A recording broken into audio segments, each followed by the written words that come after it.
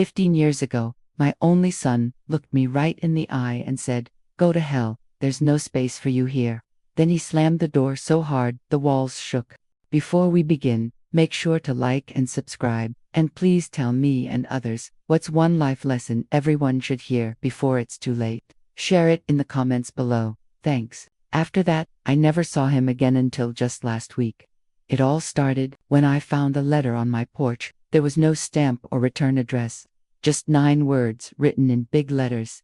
"If you're alive, I need you to raise her." Now, I'm driving across who knows where with a little girl I've never met, a flash drive full of dangerous secrets people have died over, and a child who whispered in her sleep, "Don't trust the man with the coin." I keep asking myself, what in the world has my son dragged me into this time? Let me back up a bit. My name is Karen Whitmore.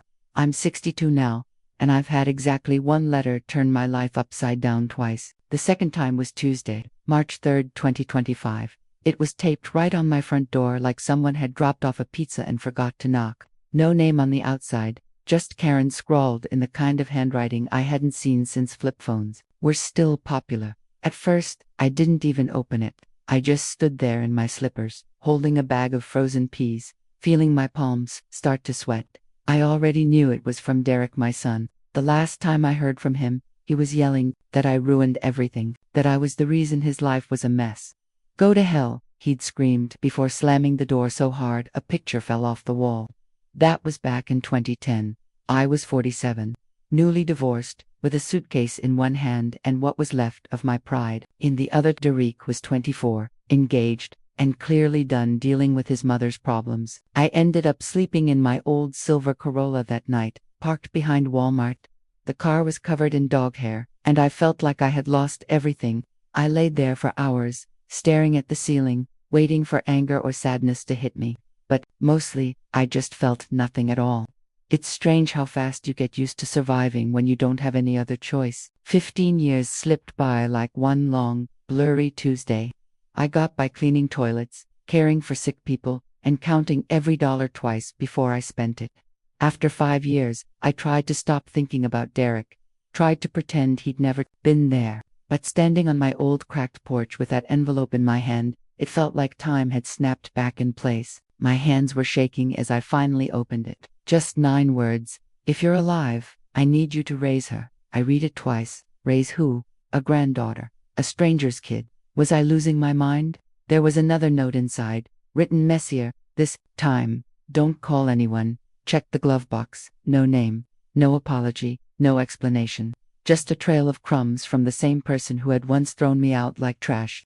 I sat down on the porch step and actually laughed, not because it was funny, but because I couldn't believe the nerve. After all these years of silence, he expected me to drop everything and help him again. Part of me wanted to rip that letter up and go back inside to heat up my soup, but instead, I grabbed my keys and drove. Old habits are hard to break, I guess. When I pulled up to Derek's old house, it looked almost the same. The garage still had the same dent in the door, and it squeaked when I pulled it open. I didn't even have to break, and the lock was broken like it had given up. Inside the glove box, I found a tiny blue sock with a giraffe on it. My hands were shaking. Under the sock was a cheap phone wrapped in paper towels and a folder with legal papers about custody. My stomach felt like it was turning inside out. Before I could even think about what it all meant, the phone buzzed. 1 missed call. No name. I pressed play on the voicemail, and a small voice came through the speaker. It was a little girl. She sounded so tired. She whispered, "Are you the lady who's supposed to save me?" I swear, my heart stopped. That night, I didn't sleep. I lay on top of the covers, holding that burner phone like it was the only thing keeping me anchored to the world. I played her message again and again until the battery died at 4 in the morning. But even after the phone went dark, I could still hear her voice in my head. "You, the lady who's supposed to save me." She didn't even sound scared, just worn out, like she'd waited too long to ask and almost forgot how to speak. That hurt more than anything because I remembered what it felt like to be so hopeless that hope itself seemed dangerous. Right then, I knew it didn't matter what I wanted. I was already in this, so I charged the phone and paced around my kitchen while the toaster buzzed and the neighbor's dog barked at nothing. Finally, around 10, the phone rang again. No caller ID, When I picked up, I heard her whisper, "He said you would come today." And before I could say a word, another voice cut in, a woman's voice, rough and tired in a different way. She said, "You have until noon." Then the line went dead. No name, no address, just a tight feeling in my chest and a deadline I didn't ask for. I sat down hard at my kitchen table, trying to piece everything together like some big puzzle I never agreed to solve. Maybe it was a trick.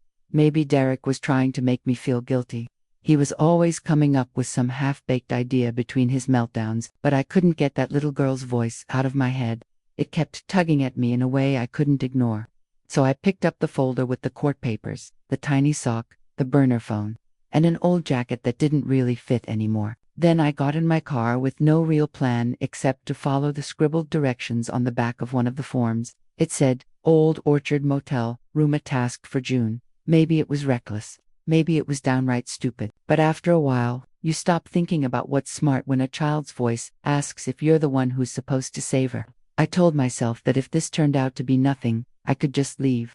But if I didn't show up and something happened, I'd never forgive myself. So just before noon, I pulled into the cracked parking lot of the rundown motel.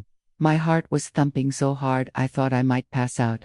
I walked up to the door, the paint peeling like old sunburn, and knocked twice. A tall, thin woman with nicotine-stained fingers and messy hair piled on her head opened the door just a little and stared at me for what felt like forever. Then she stepped aside without saying a word, and there she was. The little girl sat cross-legged on the floor with a juice box and a doll that was missing an arm. She wore a little denim jacket, her dark curls falling in her face, her eyes too serious for a kid her age. And the second she looked up at me, everything felt like it stopped, not in some big dramatic way, just quiet, like the air itself knew to hold still. I didn't cry, I didn't smile, I didn't say anything smart. I just nodded, feeling like the awkward stranger at a funeral.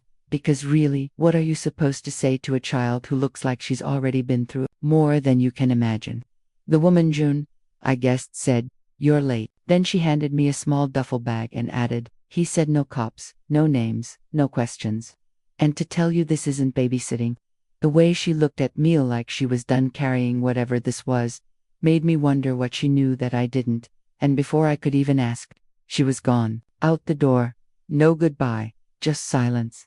I stood there alone with the girl, who hadn't moved an inch. She just watched me like she was waiting to see if I would pass some test I didn't study for. Slowly, I sat down across from her and said, "I'm Karen." She blinked once but didn't say anything. Then she handed me her broken doll like that was our deal, like I'd agreed to help just by showing up. And as I took that little doll in my hands, I felt like it was the first piece of her she was willing to trust me with. Right then, I knew it didn't matter what Derek had done or what kind of mess he'd dragged me into. I wasn't going to leave her behind. For the first half hour, she didn't say a word. She just sat on the edge of the bed, legs swinging back and forth, hugging her doll like it was part of her heartbeat. I didn't push her to talk. If she needed quiet to feel safe, then quiet was fine with me. I unzipped the duffel bag June had left. Inside were a few juice boxes, 2 small t-shirts, a folder wrapped with an old hair tie, and a tiny toothbrush, still sealed in plastic. The way everything was packed so neatly and so small made my stomach twist. It felt like someone knew this child wouldn't be staying in one place very long. I looked at her face again, trying to see something of Derek there, but she didn't look like him.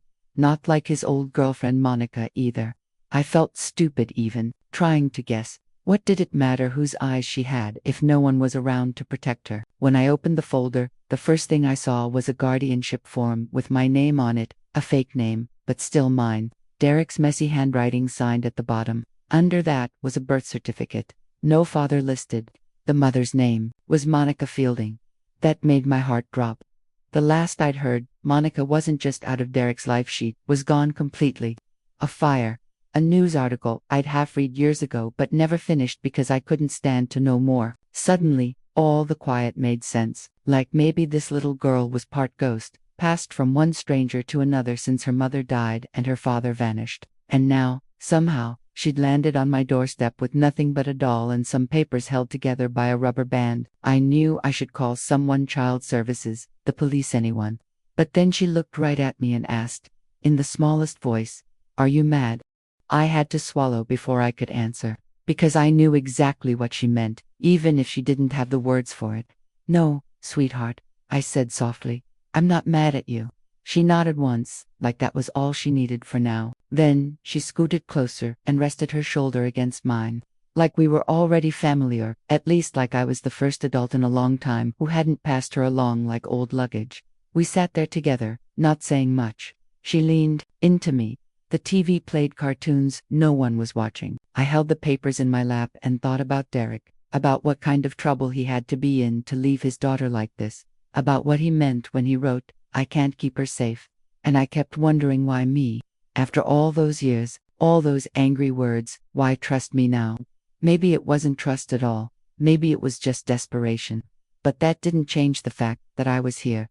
And so was she, and no one else was knocking on that door. So I put the papers back in the bag, pulled the blanket up over her small legs, and told her we'd figure things out tomorrow. Even though I didn't have a plan, didn't have any answers, didn't even have a clue where to start. Just a tight feeling in my gut, and a child who trusted me a little more than I trusted myself. And for the first time in years, I didn't feel angry at Derek. I just felt scared. Scared of what kind of nightmare had turned him into a man desperate enough to beg his own mother, who he once told to go to hell, to save his little girl.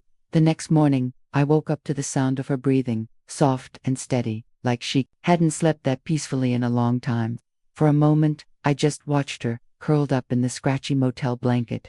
One arm wrapped around that broken doll like she'd always been mine. Something in my chest ached at how natural it already felt, even though none of it made sense yet. I let her sleep while I sat at that wobbly little table, flipping through the folder again, hunting for anything in address. A note, some kind of clue. Buried in the middle was a faded old photo.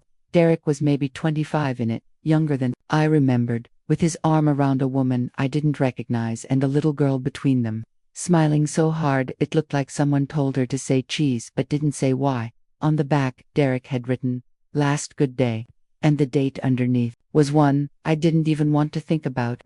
But it was enough to make me stop waiting around. So when Emmy finally woke up and got dressed, still mostly quiet, but following me like she'd known me her whole life, I knew it was time to start, even if I didn't have a clue where we were going. I loaded up the bag, the doll, and little Emmy into my car and drove us back to Irvine. I didn't go to Derek's old house. I wasn't ready for that, but I did go to the garage behind it. If Derek had told me to check the glove box, there had to be a reason. And honestly, I thought the fewer people who saw me poking around, the better. I parked a couple of blocks away and walked down the alley with Emmy's small hand in mine, warm and trusting, like she really believed I knew what I was doing. The truth was, I didn't. Not really. The garage door groaned when I pulled it open, like it had been waiting all these years. Inside, everything looked exactly the same. Boxers, stacked to the ceiling, a dusty smell of old paint and motor oil hanging in the air. And there it was, sitting half open on the workbench, the glove box Derek had ripped out of his first car, the one he crashed in college. He'd always said it held history, though I never understood what he meant. My heart was thumping as I lifted the lid. Inside, taped to the metal, was a manila envelope with my name on it in thick marker. My hands were shaking as I opened it. There was a USB drive, a tiny hospital bracelet with Emilia Fielding printed in faded letters, and a piece of paper. It wasn't official, just Derek's messy handwriting that looked like he'd scribbled it in a hurry. "If you found this, then I really am gone. You need to know Emmy isn't safe, not with anyone else, just you. Don't trust June. Don't trust Grayson. They'll say they're helping, but they're not. Keep moving, and whatever you do, don't let Brina find her." I stood there holding the paper, my hands trembling. My heart was racing as I read it over and over, trying to make sense of names I didn't recognize and threats I didn't understand. Then Emmy tugged on my sleeve and pointed to a corner of the garage. I followed her finger and saw a small duffel bag I hadn't noticed before. It was tucked behind an old lawn chair. Inside were bundles of cash, another prepaid phone, and a Polaroid photo of Monica holding a newborn baby. Someone had scribbled a date on the bottom one that lined up perfectly with how old Emmy was now. I felt a slow, sick feeling crawl up my spine. This wasn't just some rushed handoff. Derek had been planning this for a long time. He knew exactly how it would all end. And whatever he'd gotten into, it wasn't just about custody or a messy breakup. It was something deeper, something dangerous. And I was already in it, knee-deep, with a child I barely knew, and no one left to call. I shut the garage door, walked Emmy back to the car, and tried to keep my voice calm as I told her we were going somewhere safe even though I had no idea where that was. She nodded like she believed me anyway. Like whatever her little brain had already seen, I was still the best option she had left. I drove back to the motel with the windows cracked open. The prepaid phone felt like it was burning a hole in the glove box. Emmy dozed off in the back seat, holding her doll tight against her chest, the way she always did. My thoughts were spinning, with all the names Derek had written June Grayson, Brinner, like puzzle pieces from 3 different boxes that didn't fit together yet. But one thing was clear: someone out there wanted Emmy, and it wasn't for anything good. Part of me knew I should have driven straight to the police or called Child Protective Services. But Derek's words kept echoing in my head. Don't trust them. Don't let them find her. And the worst part was I believed him, not because he'd earned my trust, but because that kind of fear doesn't come from nowhere. When I got back to the motel, I sat in the car for 5 minutes just watching the building. Nothing looked different: same peeling paint, same broken soda machine humming like it had a bee stuck inside. But the second we stepped into the room, I felt it. The mirror was fogged around the edges, like someone had breathed on it, and there was a small smudge low on the glass, a fingerprint about the height of a child's hand. Emmy was staring at it, too. Not scared, just quiet, like she'd been waiting for it. I crouched down beside her and asked gently, "Did someone come in here while we were gone?" She nodded once, slow and sure. Then she whispered, "He came while we were gone." My stomach dropped through the floor. I hadn't told her anything about what Derek wrote. I hadn't said a word about Officer Brina, or anyone else. But she said it like it was just a fact. Like this was normal for her. I swallowed hard. "Who came in, sweetheart?" She looked right at me and said, "The man with the white van." I didn't even have time to process that before she crawled under the bed. She reached way back and pulled out a small piece of paper I hadn't noticed before. It was folded twice. On one side was a drawing, stick figures of me, her, and a man with no face holding something long in his hand, maybe a cane, maybe a weapon. And in that moment, I knew for sure, whatever this was, it was bigger and scarier than anything I'd ever dealt with. And no one was coming to save us but me. I couldn't tell what the drawing meant at first, but then I noticed the house behind us. My heart stopped. It looked exactly like my old place, the one Derek kicked me out of 15 years ago. Same crooked shutters, same dead tree out front. And I had no idea how Emmy could even know what that house looked like, unless someone had shown her. Or worse, taken her there. Suddenly, the room felt too small. The air felt too heavy. So I stuffed everything back in the bag, looked at her, and said, "We're leaving." She didn't ask why. She just grabbed her doll and followed me out, like this was normal. And maybe, for her, it was. Maybe being dragged from one hiding spot to the next had become her everyday life. That broke my heart a little, knowing a 6-year-old could pack up her world in 30 seconds without blinking. We pulled out of the parking lot, and that's when I saw it. A white van, not parked, just idling across the street. The windows were tinted too dark to be legal. I didn't stop to look closer. I didn't need to. I just pressed the gas and kept driving. In the rearview mirror, Emmy leaned her head against the window and whispered, "He's not going to stop." I didn't ask how she knew that, because deep down, I believed her. I didn't stop driving until the gaslight came on somewhere outside Bakersfield. It was the kind of in-between town where no one looks twice at a tired woman in sweatpants, and a kid hugging a stuffed doll like it's the only thing she has left. I knew if we were going to keep running, I needed more than scary warnings and an old baby bracelet. So I parked near a little diner with free Wi-Fi. I bought Emmy a grilled cheese and a chocolate milk she barely touched. Then I pulled out the prepaid phone and searched Derek's name for the first time in years. I didn't expect much, maybe an old mugshot or some record of his debts, but what I found made my blood run cold. There were 3 articles, all from the last 2 years. The first was about Derek's company going under because of a fraud investigation. The second said his business partner vanished overseas with millions in investor money.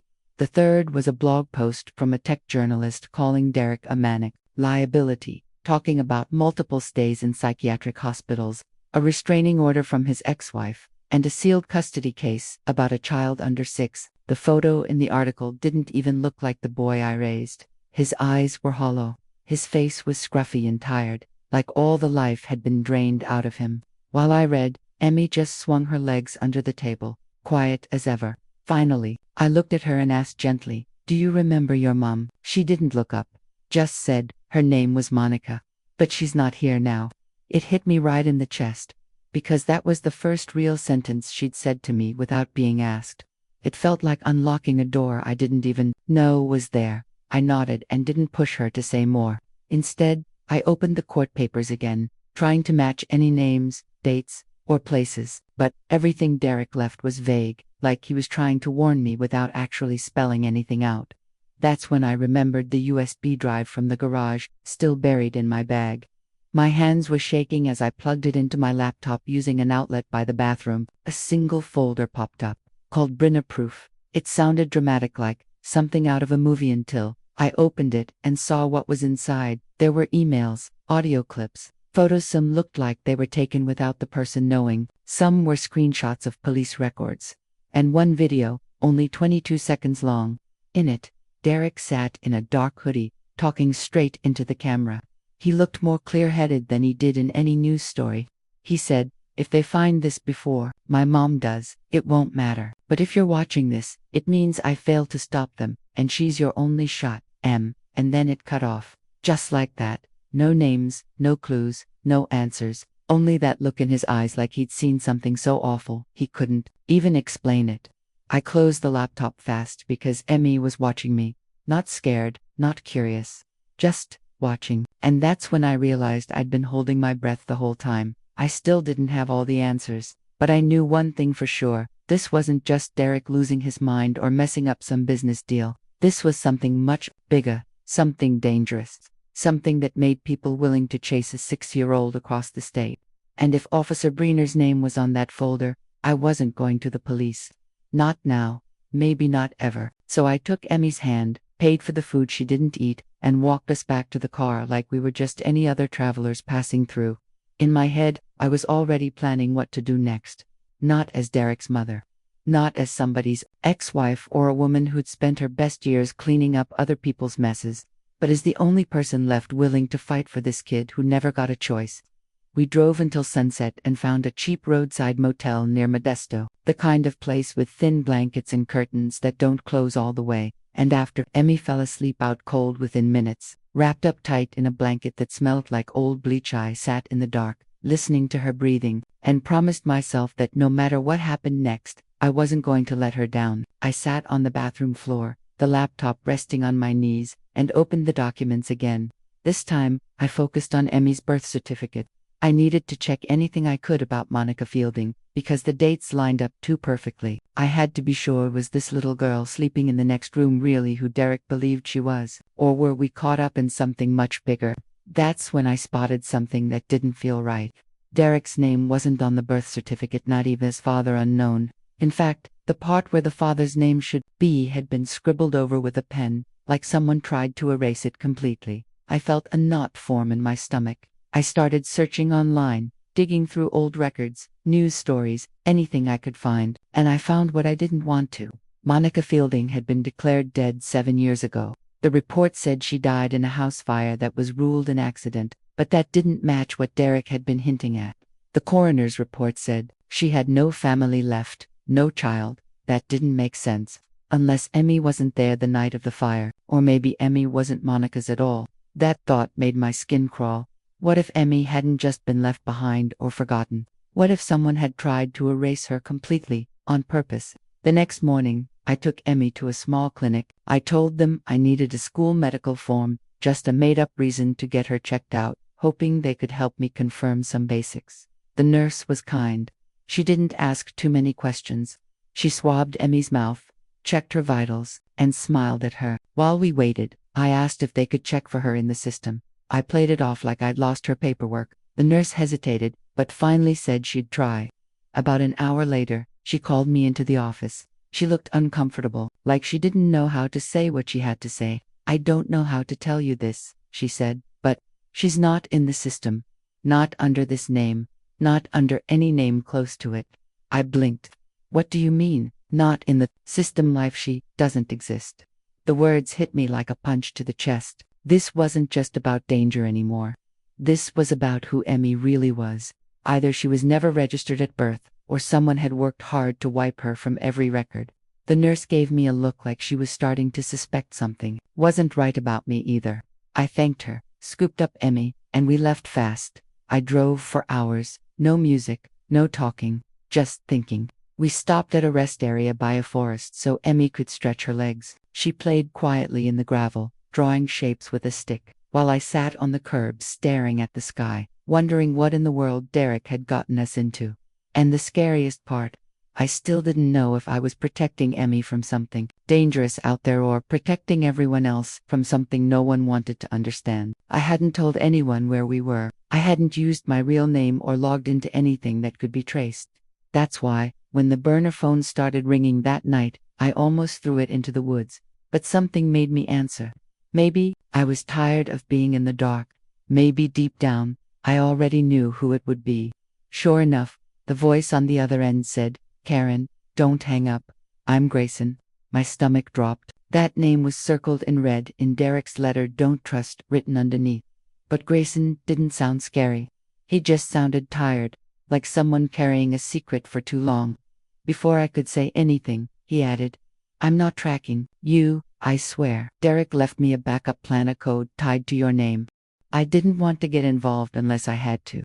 I stepped away from the car where Emmy was sleeping under her blanket and kept my voice low. "You've got 1 minute. Talk," Grayson said. "Derek told you about Brina, right? The cop." "Sort of," I said. Grayson let out a bitter laugh. "There's no sort of with Brenner. He's not just a cop. His old task force bounced between different agencies. He started showing up when Derek's company got flagged by the feds. But it wasn't just about money. It was about data, something buried in their system that Brenner was using." I didn't understand half of what he said, but I heard the fear in his voice when he added, "Monica found out first. She figured out what was happening, threatened to go public. 2 weeks later, her house burned down." "Are you saying someone killed her?" I asked, my throat dry. "I'm saying they erased her, and now they're trying to erase Emmy too." I looked at the car. Emmy's little outline in the back window made my chest ache. Why would Derek leave her with me if he knew all this? Grayson's voice softened. "Because he trusted you to disappear the right way. And because the people after her, they won't come at you directly. They'll try to go around you." "What does that mean?" I asked. There was a pause. Then he said, "It means someone close to Derek already gave her up once. Someone inside his circle. And they're probably already watching you." I felt the cold settle deep in my bones. "What do they want with her?" I asked. Grayson's voice dropped so low I almost couldn't hear it. "She remembers things, Karen, specific things, names, codes, faces, stuff they thought they erased when she was just a baby. And if she says the wrong thing to the wrong person, it's over." I didn't say anything for a long time after that. I just stood there, listening to the wind outside and feeling my heart beat so loud it almost hurt. Emmy was still asleep in the car, her little body curled up under the blanket, completely unaware that her memories were the kind of thing people might burn houses down to keep quiet. Grayson finally broke the silence. He said, "There's a safe house up north. I can get you there if you want. But once you cross that line, you're in it for good." I almost told him no, almost told him to forget it, that I'd disappear on my own, the way I always had when things went bad. But then I looked back at Emmy, her thumb tucked near her mouth like any little kid, not a girl with secrets grown-ups were terrified of. So I said, "Text me the address. But if this is a trap, I swear you won't see me coming." Grayson let out a tired sigh and said, "Fair enough," and hung up. 5 minutes later, a single address popped up on the phone screen. I just sat there staring at it, knowing this place might not be safer, but it was the only real lead we had. And if Derek had trusted Grayson even a little, maybe I needed to try, just long enough to keep Emmy alive. The road to the safe house was long and winding. Trees crowded up on both sides like they were trying to swallow the road whole. I kept glancing at the gas gauge and my phone signal, which disappeared about 3 miles in. Emmy sat in the back, her head against the window, humming this soft, off-key tune. If you didn't know better, you'd think we were just going camping or visiting some old aunt. But my hands were tight on the wheel, and my eyes kept darting to the rearview mirror, half expecting someone to come barreling up behind us. Grayson's words wouldn't stop echoing in my head. "She remembers things." I didn't know what scared me more, that Emmy was like a little vault of dangerous memories, or that she had no clue how big a mess she carried around in her head. For a while, I kept telling myself she was just a quiet kid who'd been through too much. But the longer we drove, the more I noticed little things, like how she stared at road signs, her lips moving as if she was memorizing them, or how she mumbled strings of numbers 4, 8, 9, 3, 0, whenever we stopped for gas, like she couldn't help it. When I finally asked her, "Sweetheart, where did you learn those numbers?" she blinked at me and said, "They're in the room." I frowned. "What room?" "The white one with the chair and the blue door," she said simply, like it was the most normal thing in the world. My skin prickled because it sounded exactly like one of those interview rooms you see on TV. Rooms you see on TV, built to make people crack. "What room, Emmy?" I asked again, softer. She just shrugged. "It's not real now." Like she was remembering a dream she didn't even want to keep. I didn't press her. I wasn't ready to hear the rest of it. When we finally pulled into the gravel driveway of a small cabin hidden behind 2 rows of tall pines, she turned and looked at me with her wide, steady eyes. "He's coming back," she said, like it was a fact she'd just read off a piece of paper. "Who?" I asked, my voice tight. "My dad," she whispered. I thought I'd feel relief or confusion, but all I felt was this cold dread I couldn't shake. Derek hadn't contacted me again since that letter. For all I knew, he was gone. But Emmy sounded so sure, I didn't even try to argue. I parked the car and helped her out, scanning the trees, waiting for any sign of movement. Inside the cabin, everything smelled like dust and old pine. It was too quiet, like the place had been empty for a long time. The electricity worked, but the Wi-Fi didn't. Honestly, I was glad for that. It felt safer somehow. Emmy colored quietly at the rickety table while I checked every lock and window. My mind wouldn't stop spinning, like it knew we were already in over our heads. Later that night, after I'd tucked her into the creaky bed, I sat back down with the USB drive, trying to make sense of the files Derek had left. That's when I heard her voice again, soft but clear, coming from the hallway. "Don't trust the man with the coin." I turned fast. She was standing there barefoot, her doll dangling from one hand, her eyes wide open but somehow not really awake. She said it again, louder this time. "The man with the coin." My mouth felt dry. "What coin?" "He flips it when he lies," she said. Then she turned around and walked straight back to bed, like she hadn't just said the creepiest thing I'd ever heard. I sat there, frozen, wondering who the hell she was talking about, and if I'd already met him without realizing. The next morning felt strange, too still, like the world had paused in the middle of a breath and forgotten how to let it out. Even the birds sounded wrong, their songs out of sync.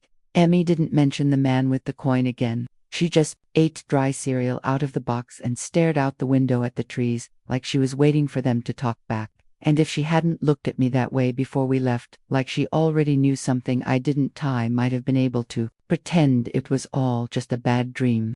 I wasn't just running errands that morning, and Emmy somehow knew it. She looked at me like she could already tell I was about to do something dangerous. But she didn't cry or beg me not to go. She just said, "Be back before the shadows change." I didn't ask what that meant. I didn't want to. My stomach was already in knots from what Grayson had sent me the night before. A hospital intake form with a fake name, and a photo I couldn't deny. It was Derek, my son, looking like he'd crawled straight out of his own grave, checked into a private psych facility under the name Jordan Miles. Grayson had included the address and just one note. "He asked for you. But don't trust everything he says." I left Emmy with a woman Grayson trusted and met, an ex-nurse with tired eyes that looked like she'd seen too much, and told her I'd be back by sundown. Then I drove 2 hours north to this gated clinic hidden in the hills. It looked more like some fancy yoga retreat than a psych ward. When I walked in with Derek's old medical paperwork and gave them his real name, the receptionist didn't even look surprised. She just nodded and said, "He's lucid today. We'll take you to him." A nurse led me down a long hallway that smelled like lavender and bleach. And when I finally saw Derek, sitting alone on a bench with a blanket over his lap and a pencil in his hand, I almost didn't recognize him. He was so thin and pale, eyes sunken but too sharp. He looked up and blinked, like he couldn't believe I was real, then said softly, "I knew you'd come." For a second, I hated him. Not just for what he'd done but for how easily he said it, like the last 15 years were nothing more than a misunderstanding. I sat down across from him, my heart thumping, and said, "What the hell is going on, Derek?" He gave this small, sad smile. "They didn't erase me because I had backup." "What does that mean?" I asked. He leaned in close and whispered, "You're the backup." Then he started talking fast, words tumbling out so quick I could barely keep up. "Data nodes, prototype implants, deep learning retention." "Slow down," I snapped. "Talk like a human being." He took a shaky breath and finally said, "Monica found out they were using her research neural mapping to build memory banks into kids. They said it was all hypothetical, but they tested it on Emmy." I felt the air go out of my lungs. That wasn't something you could just say and walk away from. "Are you telling me Emmy's memories aren't hers?" I asked. "They are now," he said, "but they weren't supposed to last. She's remembering things no one wants remembered. If they find out how much she knows, they'll erase her, just like they did Monica." "Why you?" I asked. "Why leave her with me?" He looked down at his hands and said, "Because you're the only person I've ever seen get back up after being destroyed." And something in me cracked a little right then. I wanted to scream at him. I wanted to shake him, but I couldn't, not when he looked so defeated, not when his voice broke as he said, "I don't think I have much time left." Then he pulled a flash drive from his pocket and pressed it into my hand. "If anything happens to me, take this to the media. Breener's name is all over it." "Why not go to the police?" I asked. He laughed, hollow. "Because he is the police." Just then, the nurse tapped her watch and said, "Time's up." Derek leaned back, calm again, like he hadn't just handed me the most dangerous evidence I'd ever held. "Keep her safe, Mom," he said quietly. "You're the only one who ever did." I left the clinic with his words echoing in my head. "You're the only one who ever did." For a moment, I let myself believe I could actually do it, get Emmy somewhere quiet and safe, teach her how to forget the things no child should have to carry. But that hope vanished the second I pulled into the gravel driveway and saw the front door of the cabin hanging wide open. The screen door looked like it had been ripped off the hinges.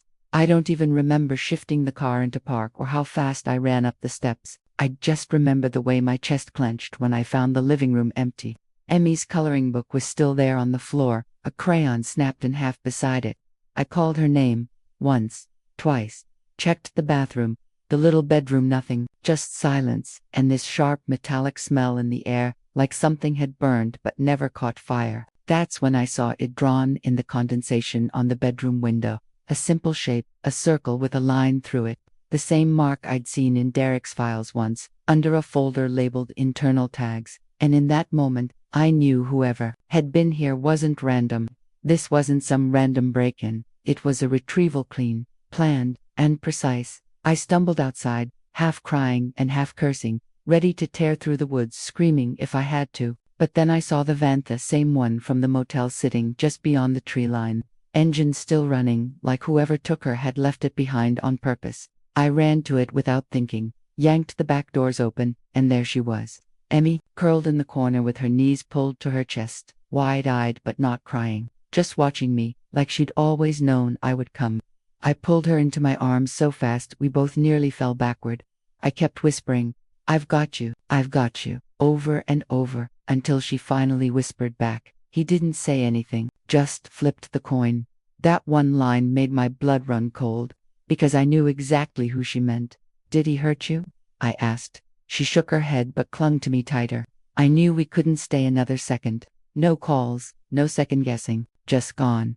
I grabbed the bag I'd packed days ago, shoved the flash drive Derek gave me into my sock, and had us back in the car in under 3 minutes. I tore down the back road with the sun dipping low and shadows twisting across the windshield like claws. I kept checking the mirrors, half expecting headlights to appear, but there was nothing behind us. Just silence and the sound of the tires humming over the asphalt. Somewhere past Reading, I pulled into a rest stop. I threw the prepaid phone into a dumpster because the second Grayson called me, it was probably compromised. I didn't let myself cry until Emmy was asleep again. She was curled in the passenger seat with her doll tucked under her chin and a fresh band-aid on her arm, from where God knows someone had tried to take something. Blood, maybe. I didn't want to know. Not yet.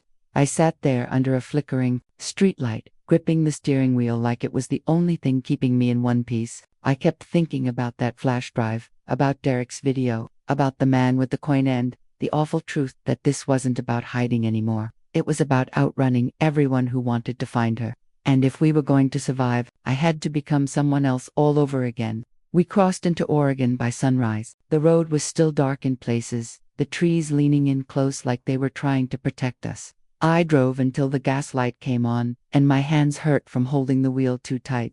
Near a little coastal town called Bandon, I pulled into a used car lot run by a man with more tattoos than questions. I swapped my Corolla for an old Subaru. No names, no paperwork that would link us to California. Just a handshake and a cash sale. I threw the old registration into a trash can behind a gas station along with everything else that tied us to who we used to be. Then I checked us into a weekly rental with faded curtains and a view of the parking lot. The bed was soft, and the door locked. That was enough. That night, I burned the flash drive piece by piece in the bathroom sink, watching lines of code and screenshots curl into ash under a cheap lighter, because I'd made my choice, and it wasn't justice. It wasn't revenge. It was her, only her. And if keeping her safe meant burying every secret Derek had died for, then so be it. Because she finally started sleeping through the night. She finally asked me in the morning if we could plant flowers outside the window. That's how we began, not with some perfect plan or a stack of fake IDs, but with tomato seeds. 2 mugs of hot cocoa, and a little girl calling me mom one afternoon like it was the most natural thing in the world.